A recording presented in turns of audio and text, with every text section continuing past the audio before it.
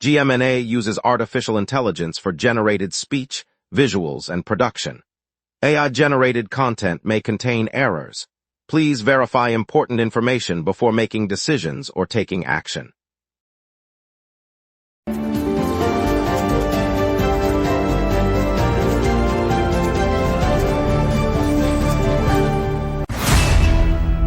Good morning, I'm Lauren Dupuis. Our top story, Atwater Avenue water-saving work is delayed, so officials ask residents to keep conserving. Hydro-Quebec is restoring power after yesterday's storms, while Équipe Jeunesse launches a fundraiser for youth leaving the child protection system. Over to you, Ryan. Evelyn Badu scored 3 goals as Montreal Roses FC defeated Vancouver Rise FC 5-1 on Saturday. The match was part of Northern Super League action, with the Roses securing a commanding victory. Vancouver Rise FC managed only 1 goal, while Montreal's dominant performance kept them well behind throughout the match. All right, let's get into it and see what's happening in Montreal today, starting with the top headlines. Good morning, Montreal. City officials say the water-saving construction on Atwater Avenue is running behind schedule, extending the timeline for a key component of the municipality's broader conservation program. Work that began last month remains incomplete, and crews are still addressing underground pipe upgrades and leak prevention measures. Because the project's delay means the anticipated water use reductions will not materialize as quickly as planned, the city is urging households and businesses along the corridor to continue limiting their consumption. Engineers stress that every saved liter eases pressure on the aging distribution network while the repairs finish. The municipality will provide regular updates through its website and local advisories. Residents are asked to maintain low-flow fixtures, fix drips promptly, and postpone non-essential outdoor watering until the work is fully completed. The Atwater project is one of several upgrades aimed at meeting the city's goal of cutting overall consumption by 15% by 2029. More than 200 forest fires ignited across northern Quebec yesterday, and the blaze continues to spread. 900 firefighters, bolstered by reinforcement crews from across Canada, are battling the infernos around the clock. Provincial authorities said the fires erupted after a dry spell and strong winds, overwhelming local resources. The coordinated effort includes aerial water drops, ground crews establishing fire lines, and command centers tracking each hotspot. Officials warned that the situation remains fluid, with some flames threatening nearby communities and critical infrastructure. Residents in affected zones have been urged to stay alert and follow evacuation orders as needed. The Federal Emergency Management Agency is monitoring the disaster, ready to dispatch additional support if conditions worsen. The emergency response pulls provincial and federal resources, underscoring the seriousness. Fire crews stay on scene around the clock, rotating shifts to keep pressure on the flames. Pierre Duffer, a former minister in the Legault government, announced today that he is leaving the coalition Avenir Quebec and will seek election as a candidate for the Parti Liberal du Québec in the upcoming fall provincial vote. Duffer said the CAQ has failed to address the specific needs of the Abitibi-Témiscamingue region, prompting his decision to switch allegiance. Party President Charles Milliard welcomed the move, noting Duffer's experience will strengthen the Liberal push in the north. The change comes as parties finalize their slates for the 2026 election, and the Liberal leader has added Duffer to the campaign team. Political analysts note that a defection could reshape voter dynamics in the northwestern riding, where the CAQ has traditionally held sway. The election is slated for late October, and Duffer will begin campaigning in the weeks ahead, aiming to present a new platform focused on regional development and infrastructure. Violent thunderstorms ripped through the north side of the island Thursday night, unleashing gusts that snapped dozens of trees in a matter of 5 minutes. The sudden onslaught left power lines downed, vehicles blocked, and several homes with roof damage. Emergency crews responded through the night, and by Friday cleanup teams were already felling hazardous limbs and clearing debris from streets in the affected neighborhoods. Police reported no serious injuries, though a few motorists were stranded after branches fell on their cars. The storm, characterized by intense wind and heavy rain, prompted the city's Public Works Department to issue a temporary advisory urging residents to avoid the most impacted streets until the debris removal was complete. Officials said the weather pattern was unusually severe for early summer in the north suburbs. The city's move to cancel the operating permits for American Iron and Metal's metal recycling plant in Montreal East was put on hold on July 3rd after a provincial judge issued an interim order. The judge's decision temporarily suspends the revocation, keeping the facility in operation while the underlying licensing dispute continues. City officials had argued that the plant failed to meet recent environmental compliance standards, prompting a formal notice to withdraw the permits. AIM representatives said they will comply with any further requirements and are prepared to defend their licensing before the courts. The injunction remains in effect, meaning the plant can continue processing scrap metal pending a final ruling. Both sides indicated the matter will likely return to court in the coming weeks as the city seeks a permanent resolution. Later, we'll check how Hydro-Quebec's power restoration is helping thousands after those storm outages. And what's next for our city? We will be right back. Watch the local sunset tonight at 6 p.m. for all your local Montreal news. If you run a venue, a comedy night, a concert, a fundraiser, you already know the hardest part isn't the show. It's selling the seats. Theaterfiller changes that. In minutes, you're set up with your own ticketing page, QR code delivery, and a door scanner. No technical headaches. No middleman taking a cut of your night. Your event, your tickets, your revenue. Go to theaterfiller.com and fill every seat. Welcome back, everyone. Here, what you need to know before heading out, and now Ryan Mercer will take us through today's local stories. Hydro-Quebec crews are still working to bring electricity back to roughly 20,000 homes after the severe thunderstorms that rolled through the area on July 3rd. The storms knocked down trees and damaged lines across the city, leaving neighborhoods in the dark and forcing many to rely on generators and coolers. Crews have begun a staged restoration, prioritizing hospitals, schools, and major thoroughfares, while crews continue to clear debris and repair damaged transformers. Residents in affected districts report intermittent service as lines are tested and re-energized. Hydro-Quebec says the bulk of the work should be finished by the end of the week, but advises customers to expect occasional outages as the system is fully restored. Officials remind people to stay clear of downed wires and to report any lingering issues. More than 35,000 households across the southern region are navigating darkness after thunderstorms rolled through on July 3rd. Hydro-Quebec confirms the outages stem from damaging winds that toppled trees and struck power lines, leaving many homes without electricity. Crews are on the ground, prioritizing repairs, but scale of the damage means restoration will take time. Residents report frozen food spoiling and limited ability to work from home as the blackout persists. The utility has warned that power could remain unavailable well into the week as crews clear debris and replace damaged equipment. Officials urge patience while teams continue to assess the extent of the infrastructure failure caused by the storm. Several main arteries remain blocked by fallen trees, slowing both emergency response and repair vehicles. Neighborhoods such as St. Henry and Lachine report the longest waits, with some customers waiting more than 48 hours for service to resume. On Friday, Équipe Jeunesse kicked off a donation drive aimed at shielding young people from homelessness as they leave the child protection system. The effort, announced by Director Nancy Audit, targets the roughly 600 of the 2,000 Quebec youths who each year end up on the streets after exiting the Direction de la Protection de la Jeunesse. Organizers say the fundraiser will channel contributions toward emergency housing, job training, and mentorship for those transitioning out of care. By rallying local businesses and volunteers, the group hopes to close the gap between leaving state protection and securing stable living conditions. The launch comes amid growing concern that a significant share of former wards face immediate housing insecurity, prompting community members to support the cause through cash gifts, in-kind donations, and fundraising events. After a season where the 25-year-old netminder emerged as the team's primary shot stopper, the Canadians sealed his future on July 2nd with a 3-year contract extension. The agreement keeps Jacob Dobies behind the crease through the 2028 to 2029 season, providing stability for a club eager to solidify its defensive core. Management cited his steady performance and rapid adaptation to the league as key reasons for the deal. Local supporters gathered outside the arena to celebrate, waving flags and chanting his name as news broke. Fans will see Dobies in the starting role for the upcoming campaign, building on the confidence he earned last year.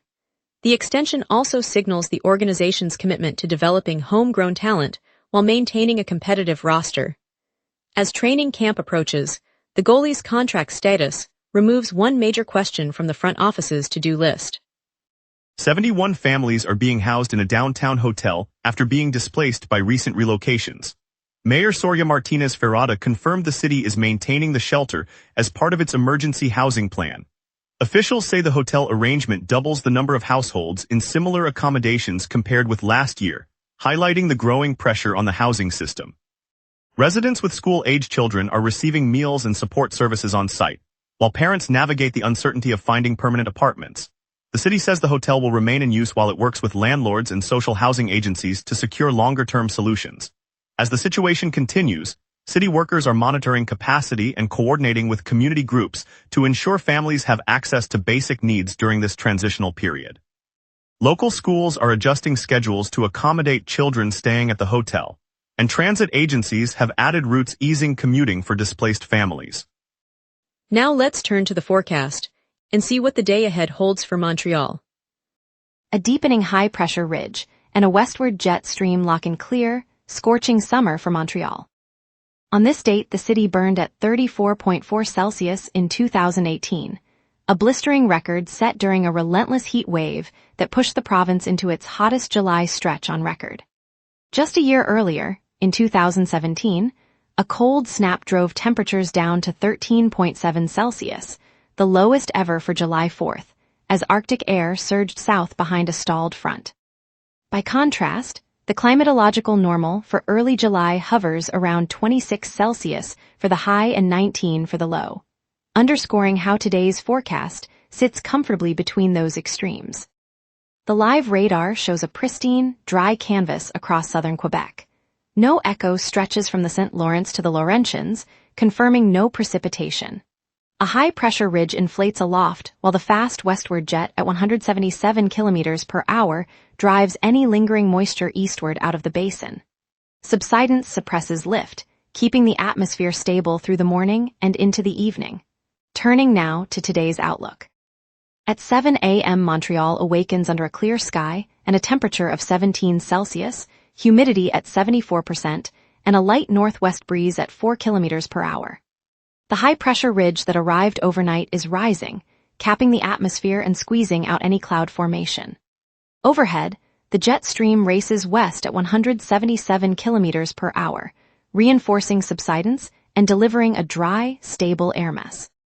Temperatures will climb, reaching 20 Celsius by 9 a.m., 24 by noon, and a peak of 28 Celsius in the afternoon. The UV index reads 8, and wind will peak at 21 kilometers per hour from the west. No weather alerts are in effect. With the atmosphere locked in this high pressure, day will stay clear through sunset at 8:45 p.m. Sunday will be warm, high near 27 Celsius, low 15, with clear skies all day. Monday the high rises to 30 Celsius, but a mid-level trough brings overcast clouds, keeping rain at bay and limiting sunshine.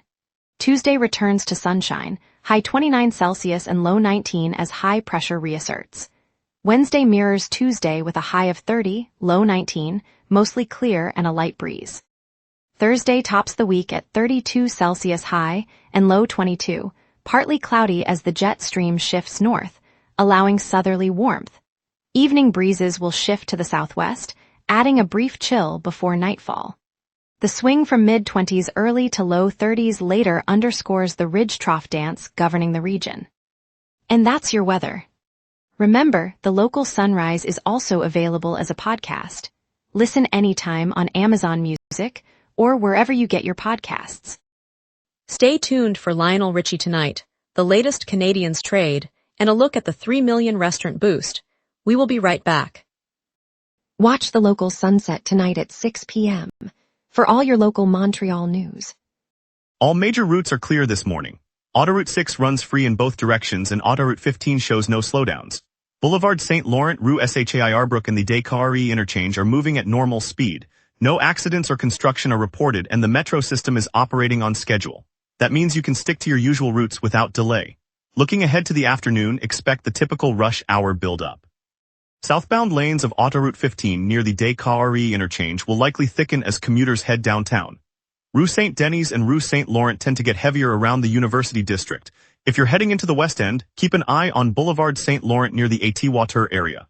Otherwise, today's traffic picture stays smooth and transit remains uninterrupted. In the late afternoon, the southbound lanes of Autoroute 6 near the Turcotte interchange may see a moderate slowdown, and the eastbound side of Rue St. Paul often builds up as office workers head home.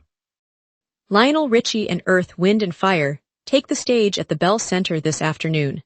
A rare pairing of soul legends that promises a night of timeless hits for anyone who loves a good sing-along, and families will love the timeless vibe. Across the city, the Montreal Completement Cirque Festival continues at outdoor spots from Place Ville-Marie to St. Denis, delivering free circus acts that turn everyday streets into a playground for families and curious passers-by. At the Palais des Congrès, Montreal Comic-Con rolls out panels, artist alleys and cosplay contests, perfect for pop culture fans looking to meet creators and discover the next big thing. Looking ahead, Alex Warren joins Noah Cyrus for a pop-rock showcase at the Bell Center later this week, a must-see for anyone tracking the summer's biggest music moments. The show promises a duet that could become the summer anthem. And now here's Tyler with sports. Montreal sport making noise on the pitch and in the front office. What a night for the Montreal Roses. Evelyn Badu delivered a stunning hat-trick Saturday as the Roses dismantled Vancouver Rise FC 5-1 in Northern Super League play. According to CBC Sports Soccer, Badu's 3-goal performance was the centerpiece of a thoroughly dominant Montreal effort. A notable roster move on the hockey side, the Montreal Canadiens have traded veteran forward Brendan Gallagher to the Vancouver Canucks. According to CBC Sports NHL, the compensation package is listed as future considerations. The deal was reported late last month. Before his departure to Vancouver, the city of Montreal honored Brendan Gallagher with one of its highest recognitions, naming him an honorary citizen. The ceremony took place at City Hall, a fitting tribute to a player who gave this community everything he had.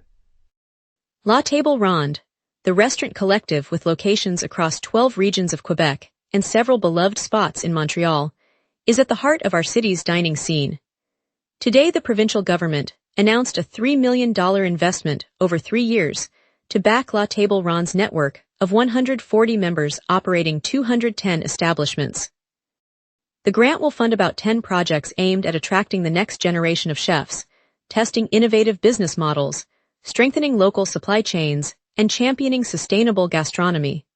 For Montrealers, that means more fresh, locally sourced plates on our tables and new career pathways for aspiring cooks. La Table Ronde isn't just feeding us, it's shaping the future of our neighborhood kitchens. And later, we'll share how Equip Junus's new fundraiser is lighting the path for youth transitioning out of child protection. Stay tuned. Coming up tonight at 6, the local sunset. Your neighborhood, your city, your news. From City Hall decisions to the stories happening right on your street, we cover what matters most to Montrealers.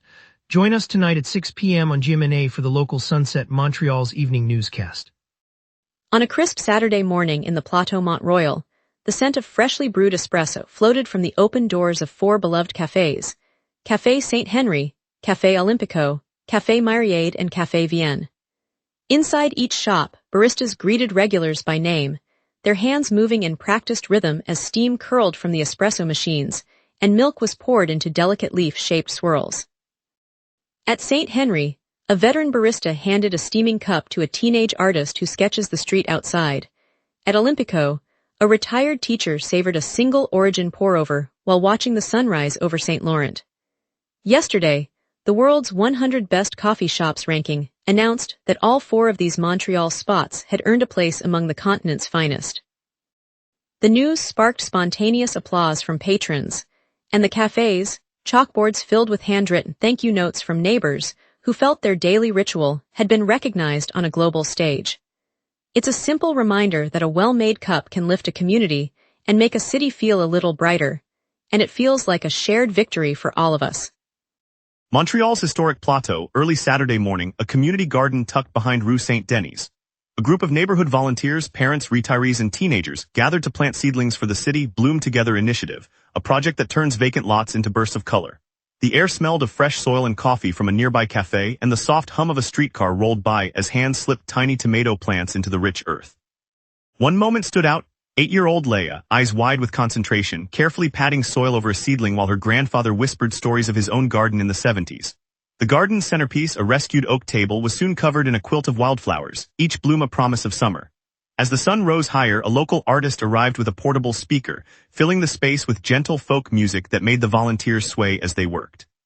When the last seedling was in place, the garden burst into a kaleidoscope of greens and reds, a living reminder that even small acts can brighten a whole neighborhood. It's moments like these that remind us why we cherish our city, one planted seed at a time. Thank you, Montreal, for joining us on the local sunrise. Today's brave 900 firefighters battling 200 forest fires reminded us of the resilience of our province.